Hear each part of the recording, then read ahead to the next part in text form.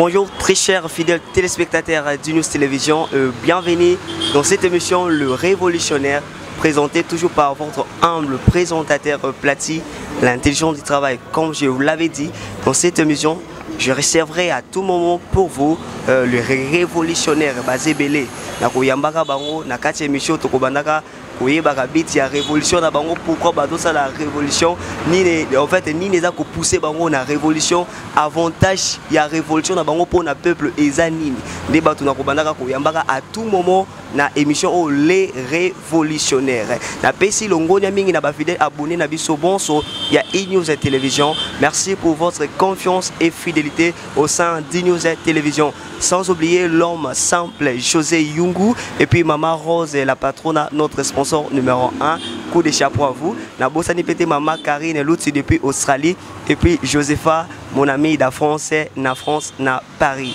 Aujourd'hui, je reçois pour vous Bobo Moulele, Azali Moko ya ba révolutionnaire. Ensemble naye torobeta masolo na Italie ba actualité o ezo la rage sur toutes les plateformes des réseaux sociaux. Na PCP Longonia na ndegwaza na sima caméra, d'ailleurs je ne peux pas commencer sans lui, c'est grâce à lui ndeboza ko recevoir partout dans le monde là où vous êtes 5 sur 5 sur vos écrans. C'est Richard Mampe RM. Sokaza et Longona ngaya koki déjà ko fongola bilili. To découvrir, beau découvrir invité nanga ya mukolo mwalelo. Mbote mwana mboka. Moté mwana mboka Plati. Et c'est une condime invitation nanga ya mukolo mwalelo pe ya kozala disponible na plateau nanga. Merci. Eza ya ngai mwana mboka Bobo Moulele. Makila ya Idiofa ya Bakoko, makila ya Lumumba. Eza na kati ya Kolanda. Boroyoka makambo tozana ngo. Vous êtes suivis partout dans le monde sur News Télévision. Un mot pour nos fidèles téléspectateurs, nos fidèles abonnés qui nous suivent de partout dans le monde. Merci. Na pesi bango nyonso mbote, bipai nyonso bozali na monde. Bolanda biso boyoka o ezali kanisi na biso. O ezo sala ke lelo to bimisa Congo na kati ya emprise eza ya ba occidentaux. Na emprise eza ya ba politiciens. Ba politiciens bazana ba vision te. Na ba politiciens ba masala makambo yo ezolongo bana tekeke bana mboka basepela. Nansi ke place bozali bien nyonso, ba internet nyonso na pesi bino mbote, eza ngai mwana bino mulele. Boroyoka nyonso yo journaliste olo borozo réponse moko ko sepelisa bino pe ya malamu. Merci beaucoup, très chers fidèles téléspectateurs à News Télévision. Donc au fond la émission ya lelo na mutuna et ya liboso aza révolutionnaire kaka ndenge na lobaki. Lelo to moni quand même cesser le fait et salami na este. Troupe rwandais bazongi na ngamu na bango biso pe to retirer ya oya biso quand même musala ya chef de l'état et talisami na miso ba imboka. Mwana imboka ngana zo biso wana eza hypocrisie. Ngana ko keneteka ko répondre mbalama que non cesser les faits na Rwanda na RDC et si to retirer ba tout ba retirer ba tout te. Eza hypocrisie. Eza hypocrisie yo. Monsieur Félix Azo sala yena Gagame. Parce que Gagame a bien un frère. Gagame c'est son frère. Et ça hypocrisie Félix qui se dit Azo sala yena frère na Gagame. Azo sala hypocrisie. Parce que les lots de ce monde na biso lobby mardi. Babomi batuna beni. Abomi batuna beni. Mais c'est le fait salami. Mais c'est le fait salami bazolo c'est le fait même lobby babomi batuna beni. Et batu bakufi na kati ya beni. C'est-à-dire na kati ya beni batu bakufi lobby. Est-ce que vous omona ngona degré wana bazolo bangama c'est le fait zali. Mboka oyo makambu wana biso doza na posa na ngote. Mwana mboka so azo banga ayoka biso peuple. Ayoka biso peuple. Ayoka biso peuple. Ko loba teke Gagame bazana makanisi mabe pona mboka oyo. Makanisi moko mabe baza ye na Uganda bazana makanisi mabe pona mboka oyo. Baza kozwa mwana mai parce que bayebi ke mwana mai ndenga azana e faible. Mwana mai azana e faible, bayebi ke mwana mai azana e faible, so no so to lobia koya, to benga e bwa koya, to sala bwa koya, to sala bwa koya. La koya moral bazo bete wana, ezo la sa faiblesse ya mwana mai. Ba bete moral ya ndimi. Lobby école makambo susu azongeli susu na makambo wana. Osomona teke no to zana posa ke mboka na biso ke ne liboso, bana ba imboka na biso ba bénéficier na o eza richesse na biso, ba bénéficier o ezali bolamu ya mboka na biso to kaka richesse on to kaka ezaka ye na batuna gouvernement ba bénéficier nango non il faut peuple pas mona yango ngane depuis na collabo ne mona mai ozo mona ngabo na mona ta diamante. Bon, okomona ondeni ni yo obotama na kini okoli na kini ozokende mubange na kini omona ondeni na yebisi yo nga nazali na camarade na nga moko aza na este na kotangela na kombo kombo na ye Nixon Tomatala aza na est nga na bomba natangi kombo ya camarade na nga na est ayebisi ngai mofoye depuis nga naza na est wana tikala komona diamante na mona kaka ba avion ekiti etoki eke nango mona bon ekendaka na Occident nga na so vérité ke na nga na Occident. Mais ba occidentaux ngo toyebi ke baza contre biso baza ko appuyer Rwanda baza na sima Rwanda siko ba diamango ekinde pa na bango ndeni papa nga na zo biso makambo ya este oyo soki lelo nga na yebisi yo ke este wana tolongwe na Occident po mwana mai azobanga parce que ayebi ke bokonzi na ye wana eutaki kuna bokonzi wana eutaki kuna jadi wana vérité nga na zo biso vérité na zo bimisa parce que nga na bombaka te biso toyebi ke Chine rambo muta tikilaki le président en place pouvoir bino bolo ba euti pa ba occidentaux ndengeni papa nga ya wana zana makambo ya kotanga kombo ya mutu te ni tute o Chine rambo nana te omoni masolo ya mboka oyo makambo etali est ezali nini papa est wana eza place oyo lobby na biso soki kuna koti kimia c'est-à-dire Congo est développé bana ba imboka bakomona bolamu ya mboka oyo pona mambo est wana kuna pe ba occident wana balingi te ke to sala c'est-à-dire to sala contrat moko ezala gouvernement c'est-à-dire ba sala contrat moko entre individus so ba sala ki contrat moko ezala état entre état c'est-à-dire ba koro eza état entre état lelo to ngoto bénéficier na bolamu ya mboka na biso mais ba so sala ba contrat moko entre des individus. Imaginez-vous monsieur Félix Tshisekedi a signé ba accord entre les individus. Siko lelo ineli banani ba individu ngozota individu lokola Kagame ye aza individu Kagame aza individu azo représenter mboka na mais aye lokola individu ye biso na loi na biso le nini ba accord wana le garana na parlement soko ok ne parle pas accord il faut les canons par parlement ko pesa accord ba ko voter ba loi ko permettre que ba accord wana et que na ndenge elongo ba di poto bénéficier na solo wana moi mo ceux qui bazo comprendre ngai mais moi na mboka akendaki na ndenge moko frauduleuse na ndenge moko ya mabe na ndenge moko ya ye moko po azalaki na confiance te na parlement wana amonaki ke parlement wana ezaki parlement moko fabriqué mais parlement fabriqué yo za président mais il faut quand même luka ndenge ni ko poser pour parlement wana zo ni lelo mwana mwai azana ko banga po aloba vérité na makambo yo ezo salema na est ba kor wana bazokende wana ezaka ba réconciliation parce que ba vérité zali menga na abanga eloko moko te bon olobi elo moko aza ko banga koloba vérité ya makambo eza koleka na est c'est que bino bo yebi vérité ngo papa vérité déjà moi na nyonso ayebi ke eza nyonso eza ba kor oyo mwana maimbo ka signé na bango yango lelo ne tozo ba problème lelo eza ba kor ngana koloba na eza ba kor mwana mboka asignaki na bango ngo lelo tozo mona ba problème o tozo mona lelo eza ba kor wana même ezala na mwana muke lelo so otini mwana muke lelo Rwanda azobundisa biso pona nini mwana muke ko biso ke note eza ba kor oyo maimbo ka Félix Tshisekedi asignaki na ba Rwanda yango lelo amoni ke no accord wana eza clarté yango somo na Rwanda lelo zobundisa biso soki bino lelo bozaki na pouvoir bolingaki bo signer ba accord te na ba état mususu pona ko luka lisungi non moni biso lelo na pouvoir d'abord première chose de rosala faut te banon fuke non na avant na entamer non d'abord réponse en zone na chamo eloko mo na vaccin eloko moni lelo ya tade to tanga classe ototanga classe atana zaki maele te na kata classe mais université bakisaka mutu moins esprit vous comprenez mais muto soko eleki na pas université ayeko tanga na ndenga muki mukolo ayeko lata veste na ndenga ki mukolo ezala mo problème abanga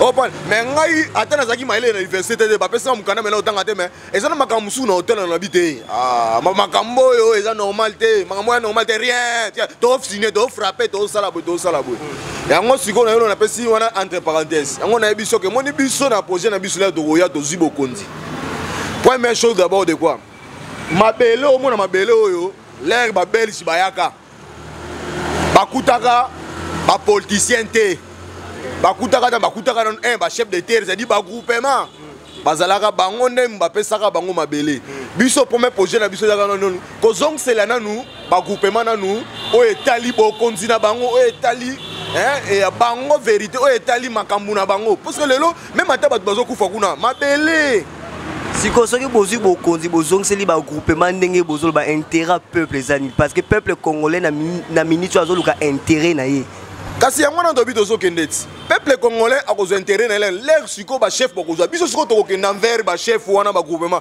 bango nde bakopesa biso bokonzi biso tosalela sikoyo peuple oza sûr toza sire nango tozobisa yo kokoma te ke opesi oyo akangi ekomi ya ye moko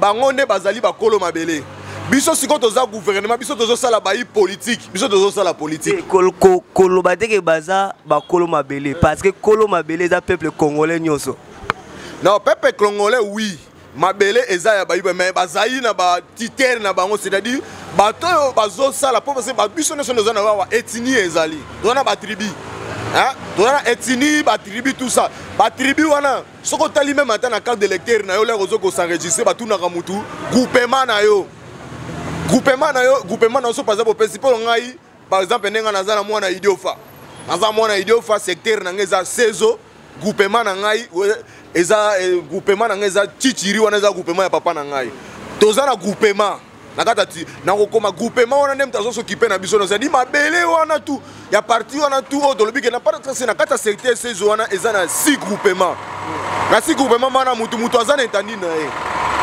mais sikoyo groupement wana ozomona wana oyo ya chichiri wana eza groupement na biso aza na mabele na ye oyo azonganja biso nyonso tozozoleka parie ezala bachef de village bakoleka parie bakoyoka ye parce que ye nde moto ayebi masolo wana nyonso bon papa Océan merci longona na yo papa Océan nayebi yo nakomba yo bunda merci papa Océan aza totalement na raison eloko ezoboma biso eza bakoro tozoloba eza fraudulé kokende na sens moko boye que sans que l'État mobimba ezala engagé c'est-à-dire le parlement c'est-à-dire l'institution tout ya l'État bazalaki te engagé na kati ya bakoro wana yo okendaki kosala c'est-à-dire tobenga ngo bakoro entre les individus c'est ça qui pose problème dans notre pays. Merci. Tolobela siko na oetali mbongo ya basoda toyebi ki ya JB avant concert ya Wenge ya le 30 juin alekaki sur le plan médiatique alobaki ke concert oyo eza pona longonia to lokumu ya baefare DC ke bakopesa bango quelque chose mais to uti koyoka na babilili ba information etamoli presque partout ke mbongo plus de 580 millions et bungi esike ke yebi do eyebani te mais babongisa ke ngo ba pesa armée papa omoni ba makambo mususu biso tomona mboko ezopesa biso bakanda moko nga na yebisa yo ngale mususu komona ngomwa na tomboki na komata abenga nani fantomance na limwe mama na koi place mona sali action na bimi biloko mususu tomona moni biloko ba concert ezaye moko monsieur Félix Nemta asali ba biloko mbongo wana ti leo tomona yango toloba ke non il faut ba auditer nango il faut auditer na biloko wana toyeba ke non mbongo wana est-ce que commis na destination déjà tu as vu de détournement ya mbongo wana ya concert wana et commis na basoda te et comité mais yango to ba ke to yeba na nous vérité tozola nelango malembe so to be comité biso to ko ba fantomance to ko matina présidence a surtout ka moni biso va na kiti bo moni biso amona ba moni mulele ata ba pecho mulela komi ndenge nini po to ko ba fantomance kala mingi te to ba to mona ke mboka o foto ko ba fantomance po makambo ekende liboso balobaki papa comment mbongo ekoti ya concert ekoti ebele mais suite 40% wana balobaki faut ekende na basoda totikala omona ngo te papa toyebi pe ndenge ekendeli te yango tolobi ke il faut ba auditer na biloko wana parce que mbongo 500 000 quelque chose nini ebimaki wana il me paraît ba délégué qui ont déjà mais bungi et bazalo be bungi mboka o musala nango yango wana ngo zo mwa lelo même ata ngana biso ya lelo yango na baka pepe congolais faut kotelema surtout biso ba jeune to la makasi faut moni mboko so bike ozela olobi ke te nolanda bango te betala politique elandela biso na nyonso politique elanda na nyonso yango na bisa toujours ba jeune tokotika biso toza ba jeune engagé pour to changer masolo ya mboka o biso lelo tokozwa te mais bana na biso ba bénéficier na combat biso tosala ba biloko toyebi da biloko ndenge salemaka mbongo lelo ko na ministère autant peut comme na destination au mona ke bimaki 500 peut comme déjà monsieur ekomi kaka c'est mis ça dans la destination. Nous sommes en nzela moko, ezalo ka ba mai ezo sauter. Et sauter est combien et kati, et sauter est combien kati, mbongo est combien la destination. Toyebi ke ba soda armé ba FARDC après concert ba baner cause la mbongo na bango. Siko soki bazui mbongo na bango te ke ba se révolter. Mabe. Yango wana ngana osenga na bango même ba révolter parce que o eza clarté parce que bango bazo bunda po ba sauver ekolo. To beti concert mbongo ebimi bazui mbongo wana ba pesi. Ba musicien bazwaki mbongo ba cédé ba pesi mbongo ekendaki mais mbongo comité yango na bisi ba FARDC place bozali bino no boza bon bino bozo bunda na est kuna bino ne bozo kufa bango bosa ba vanti ba omela ba champagne ba okendo ba pullman ba concert ba omela ba champagne mais bino bozo bunda kuna mbongo wana ko observer bino par exemple ba famille na bino botiki pe narration na bino boza kuna bino nde bokola botele manano première fois audit wana ba kosala wana bi ke audit wana ezala ba corruption pe ezala ba ko kendo audit boye allez papa zwa moi 100 ya zwi moi 100 sombi lupango na tongi ndaku masolo elali bino FARDC ozela bi FARDC bino na première fois nde bino nde boko bénéficier loko wana il faut boluka neni bolanda pe masolo soko silika bo silika to ala bino Ba FARDC baza kolela ke bitumbeza makasi affrontement na front mais baza na manduki te. Comment expliquer mboka le roi RDC tozanga ba munitions pour na kobenga na Rwanda? Papa, au moins les solo ya minduki na kati ya mboka oyo. Et bandi depuis Kabila poto na embargo to zoki na Kabila. Ezalaki nini? Wade zamelo mo bofuna pesa ba internet boza boyoka. To zaki na embargo. Mais minduki to banda ko sombe banda ko kota, to ando sombe lango pa Rwanda. To ando pesa Rwanda mbongo, Rwanda sombe biso minduki e koti.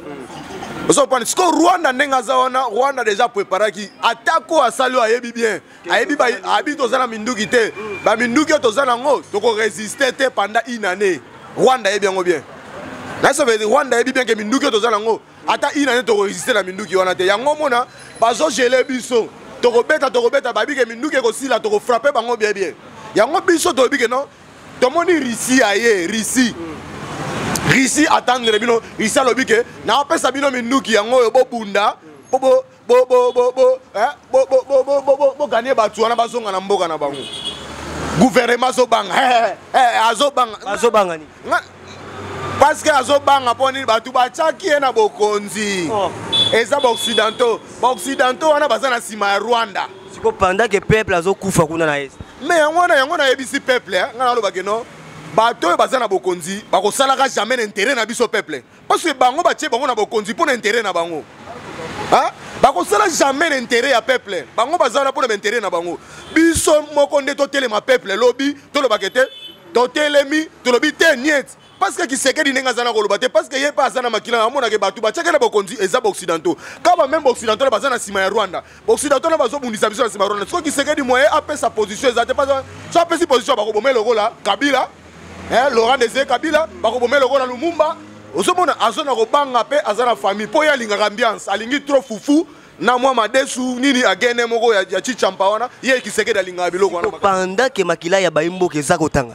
c'est pas normal ça papa ye l'air alobaki na début na yebisa ko aza mutu moko boye maloba na lobaka asalela rango te alobaki ngana ko kufa pona makambo este wana alobango na ebite so na kosi alobaka ngo ke ngai soki ke mutu na nga ba wakata pona makaisa baka mais yango le moment yango nga nazo senga na yo ndeko Kisekedi hein ndeko Félix nga na senga na yo na minute oyo luka ozala muntu oyo azo sauver peuple oyo azo se sacrifier soko kufi oko tata na histoire yo lingi lobi to kundu ata lokwa Lumumba te to che wana to chata monument na ote soki ezaki yo lingo papa ngai bitumbo na ndima oyo na ndima yango nga so na lakiso nzoto na ngai ndenge betama ondima te bitumba oyo na ndimi yango nga na lobake no atake na tikali jour moko ke po ba na kufa po na mboko nga na kufa na obange loko te nazaka na mabele moko ozolo baba otala yo na niataka mabele moko na bibo mabele nga na niataka o eza mabele ya Lumumba eza mabele ba mulele eza mabele ba kizenga eza mabele ya bakoko na biso batikela biso tokotika mabele ekende pamba te Rwanda 0 ba biloka pamba to biso yo Kisekedi yo problème te yo sala masolo na bango mais biso peuple to so tele makala mingi te to la so que peuple ndem to sauver mboko eza bino ba politicien te eza bino ba politicien bino bozana ba intérêt na bino parce que bozana biloko na bino kuna ba carré minier na bino bozana ngo bozaka ba minere kuna yango mde pesa bino bopema yango bozo linga te guerre wana sila mais biso to aussi sa guerre na po biso bénéficier même na ba carré minier wana bino bozo si sa guerre ngo boko si sa ngo ndeni tanke boana ba munition te armée te loko te papa balobi peuple eza souverain. Peuple eza souverain. Et là comment côté leki soulèvement na makasi ba kotsa minuki mais ce qui peuple a telemi. Ah papa ce qui peuple a telemi makambo sili. Okotsa obi otie makamutu mais peuple eza force ya nyonso nga na yebisa yo. Beaucoup fa bébé. Papa kokufa tala lelo France na yebisa yo et comment bongo pa la révolution française. Biso photo ça la révolution poto to mona bolama moto rolanda kate bière o bo ba pesi biso de vanité to vivre vieux za vie na biso te na biso mbongo eza na mboka oyo photo bénéficier na bolamu ya mboka na biso eza ba politicien baza na kokosa biso ki seke dazo lalisa biso pongi ba kor wana zo ko signer eza yango te biso na posa to beta Rwanda ko continuer osaka na biso te tala Rwanda za muke Nord Kivu ekota na Nord Kivu deux fois na bandundu kuta ekota so combien de fois na pas Congo ekota mais comment mboka mo muke to banda ke ndaka ko so na ba ko so na poto banga ni Occident to baza na sima na e to zo ici to beta bango. Ce qui est armé et zokokate et bon donc bino peuple na en fait na ba appui ya ba occidentaux na sima na bango bo beta bango ndeni papa na lobby munition bezali papa Russie déjà yé Russie na makambuti mais ba boyiko ya maye bazongi lié mais biso peuple to ko pousser Félix à la Russie kalate biso to sala soulèvement to bimana nzela to tomola ba drapeau Russie do sa ki sekedi Russie wana lobby kende Rwanda to za posa ba corps lisuna bango te parce que so do ke kana ba corps to mona kaka makamongo esimba tenini to beta na makofi. Est-ce que a kolinga kaka ye a délégué une délégation ba ya wa mais ba boyiko ya bango papa nga na yebisaka yo batu bakufi mingi na est moni ngai tala wala nyonso bakufa kuneza bandeko na biso so to andi ko continuer kana ba corps batu bakufa na yebiso lobi na beni batu bakufi basine ba corps bazui compromis ba retirer mais batu bakufi ndenge nini pona yebiso ke ba politicien na biso même baza na katiawa baza complice na makambo wana mboso alobaka ngo na parlement lobi ke na ko banda ko dénoncer mboso alobaka ngo mais yango na yebisi bino ba politicien baza complice na masolo wana kalate biso tozo bima na balabala tozo lakisa bango ke Russie po masolo wana vidé. Merci beaucoup, chers fidèles téléspectateurs d'E-News et Télévision. Tozo kene maleme nakoshite. Boza kolanda Bobo Moulele, Mwana Mboka, les révolutionnaires du son. Kaka ndenge azali koloba. Nakolingato le kana na rubrique oyo tolobaka. La voix du peuple, c'est la voix de Dieu. Tolanda quelques interviews à la population par rapport à la situation ya Est, peut détournement ya mbongo wenge et bongo tokozonga juste après. Mbote mona mboka. Ouais, mbote papa. Comment on a nippé tout ça? Comment on a créé ça tout dans comme na lemba précisément la salon. Baloba la voix du peuple c'est la voix de Dieu. Oza mwana mboka ekolo Congo. D'après eux ozo mona donc mboka ekomi na niveau ni malgré situation ya Est na ngamba mboka. Bon minute en tant que mwana mboka eza bien te. Mboka eza bien te na Est chaque jour bato bazo kufa. Makile zo tanga na mboka. Biso tona besoin paix. Tu as besoin de soutenir ma kéléza. Il y a un autre senga na président Fati. Tu as besoin de biso paix na Est pour nous. Ba tu as ba kufa ba Congolais neti. Ba na makila na biso. Ya ngo to sengi pezala. Kagame wana o azo tshaka makelele chaque fois kuna zo kosa ba M23 na ba za ba Rwandais. Alongo la ba M23 na. Président déclaré guerre. Mbongo to na richesse chaque temps. Bambongo zo bima bazo tshaka na busoba. Nini ezanga ba tambongo wana et soutenir ba combattant na biso baza kuna na zamba bazo souffrir. Bato bazo kufa bazo bunda pona mboka mais mbongo zo kenda na busoba moko ezanga tina. Tu as besoin de biloko wana te, tu as besoin payer quota. Kasi pona concert ya wenge balobaki après concert wana 40% ya recette ba kopé sa FARDC. Mais mbongo ngo ba détourner ngo. Opinion na au peuple. Mbongo wana ba détourner muta détourner mbongo wana ezana nani. Mbongo ba pesa e bat. Mbongo ekenda ba obe ekenda so ina Sénat. Mbongo ekenda na Sénat balandela bat so utali bat aza mutafati.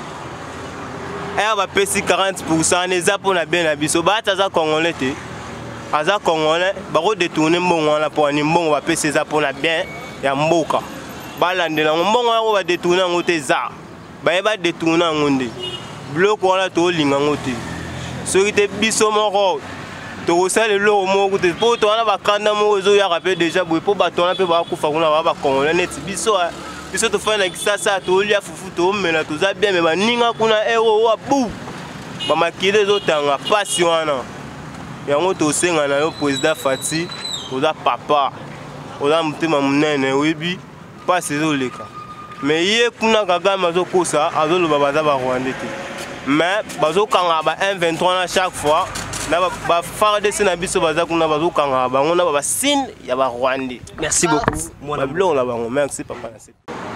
Mbote mwana Mbote papa. Toza wapi kombo nani?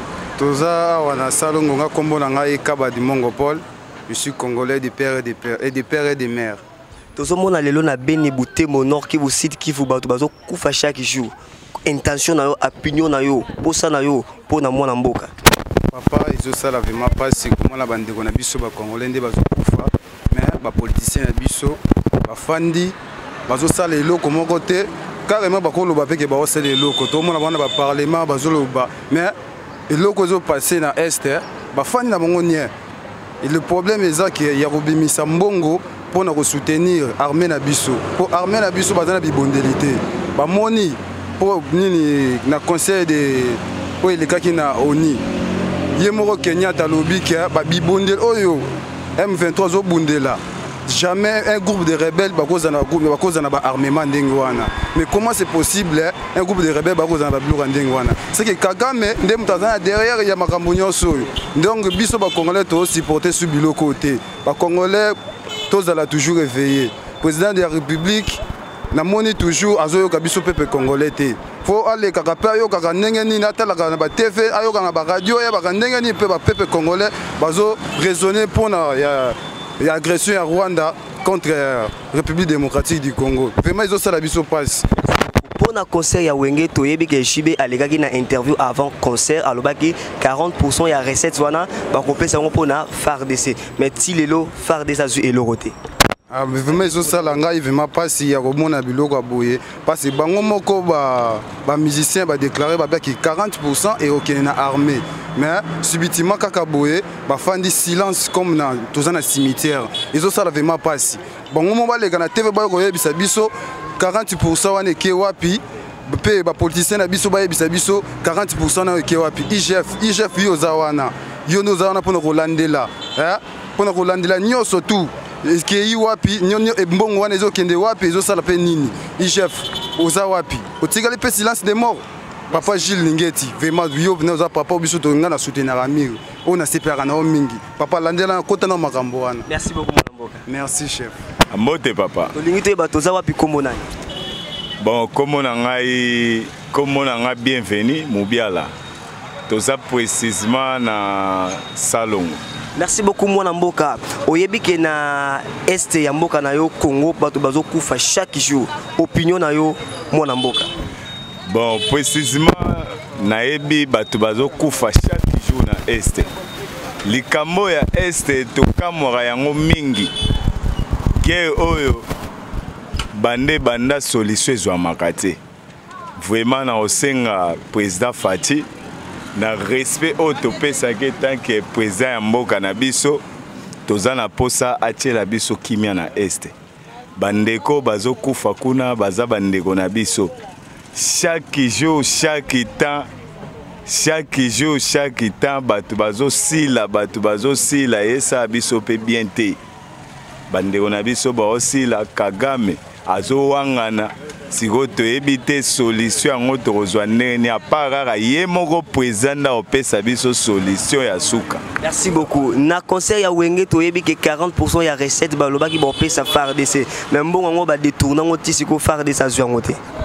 Bon likambo oyo ezokamisa biso makasi batiaki plébiscite par-ci par-là Congo momba toyebaki ke concert wana toyaki tokota yango mpo moke wana to soutenir FARDC na biso mais nazokamwa lelo babi mbongo ba détourner mais mpo na ngai ya vie na nga mbongo wana ba détourner te ezali mbongo wana balanda ngo pa Bahati aza na mbongo wana alingi nda détourner yango mais so balandeli ye mbongo wana ekobima seke baza ba Congolais te po soki bazalaki ba Congolais na pasi o Congo eza lelo bako détourner mbongo wana te mais soki ba détourner mbongo wana cela veut dire bango nyonso baza clique ya ba Rwandais to benga bango ba Rwandais ba Congolais te po bango pe bakoti lisanga ya koniokolaka biso bandeko na bango ba Congolais tobengi bango ba Rwandais baza ba Congolais te po Congolais ya solo aza na passe ya Congolais.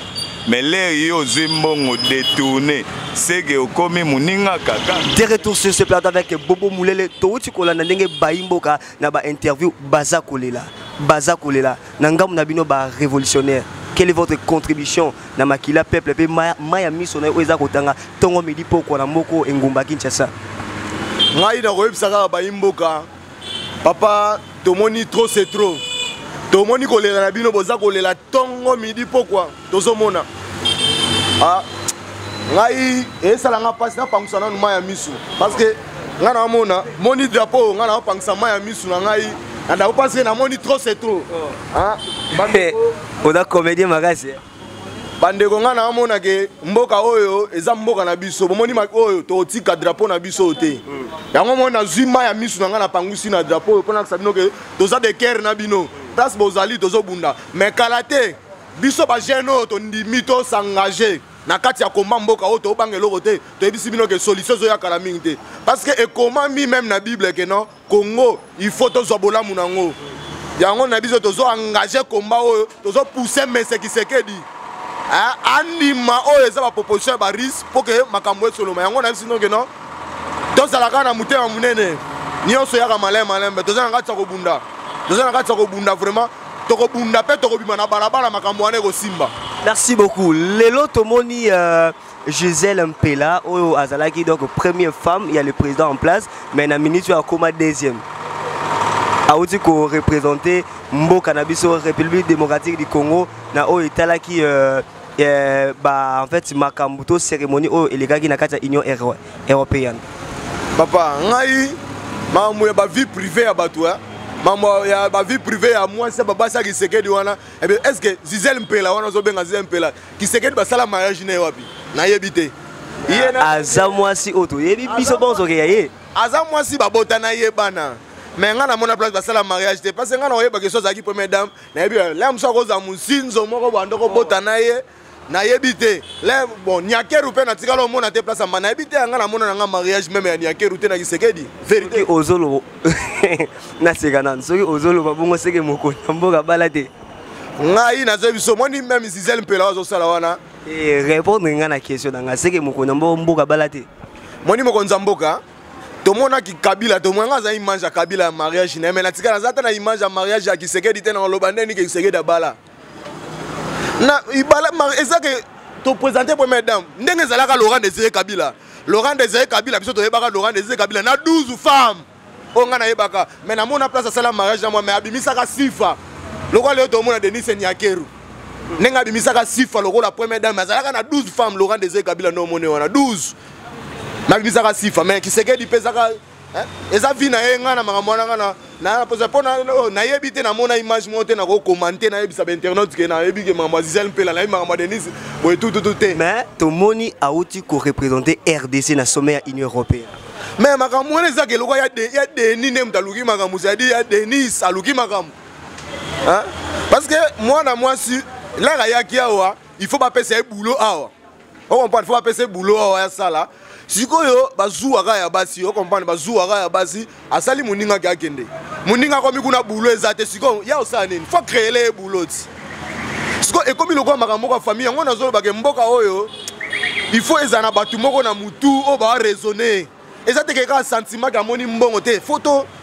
to raisonner pour na mboka to ni to kosala ezaka te ke na ozui mwasi na oyo bwaki bozui likango na bwaki te lokola Gisèle Mpela bon niveau de tayebi na makambo na été tout ça mais est-ce que na Union européenne ako présenter biso lokwa na nini azana sima lokwa ba baati wana ya telemika avandi lokola babenga bana ni figurant siko opinion na bino ba révolutionnaire il fallait batinda na place wana mais non il faut kotinda muto yo azana c'est-à-dire muto azana domaine wana muto a fait partir na président que muto yo déjà parce que exemple libo kotinda était liboso ba sommet liboso ya Union européenne ezayem takenda bien na époque même ya Kabila bazana ba bando kenete siko total parmi bato bazali bakoki kotinda na papa nga nazana muto kotanga te ye moko muto ayebi mutu na kotinda pour se représenter na kuna ndenga tindi mwasi na ye ayebi nga natana na aiseka yebi katini mwasi na ye ayebi ye moko koyeba pe soka sana batu ana batu te mais so atini mwasi na ye kuna na Union européenne Gisèle Mpela tini représenter ye moko ayebi ke ndeko Félix ayebi emoka tini mwasi na ye pona boye ayebi. Merci beaucoup pour notre intervention. Chers fidèles téléspectateurs d'Inews Télévision, tu continues la rubrique Yasuka, il y a émission Nabiso les révolutionnaires. Oyoto yanolaka mituna ya baimboka. Oyebi kende ngoza bozali na mituna. O baimboka bakuma ki eza ebele. Siko ozo bana ko répondre ngo. Donc sans réfléchir. Donc on a posé question au petit réponse. To kenende ngwana. Motuna ya liboso. Baimboka balobi. Nini, le président en place a boyi koyamba délégation au Eutaki Rissi. Tout court, sans réfléchir. Pour hasard, Kobanga. Pour hasard, Kobanga. Toujours qui ending hasard Koloba. Deuxième question. Bah, tout le monde qui a une émission, et les gars qui me zongué la sur une émission, procès, to jugement, to condamnation, il y a Vital Kamere et qui Papa, wana ba escroquerie. Escroquerie. Toujours qui est troisième mituna. Peuple a tourné est-ce que na mbutu oyo eza koleka actuellement na guerre à est Kalaté 2023. Élection ekozala to ekozala te. Élection ekozala. Élection ekozala. Ekozala ndeni. Ekozala parce que mboka na sifo organiser élection, to yekete le moko te mais élection fezala. Tozana seni bureau sénéza na fois pesa biso réponse que élection ezali. Biso ba mboka tozali kozela ndebe élection poto changer ma solo oyo. Motuna Yasuka, peuple congolais alobi bino ba révolutionnaire bozo ganga pe trop bozo telemela le président en place. Lelo soki bino bozo pouvoir intérêt ya peuple les alani. Peuple a se retrouver.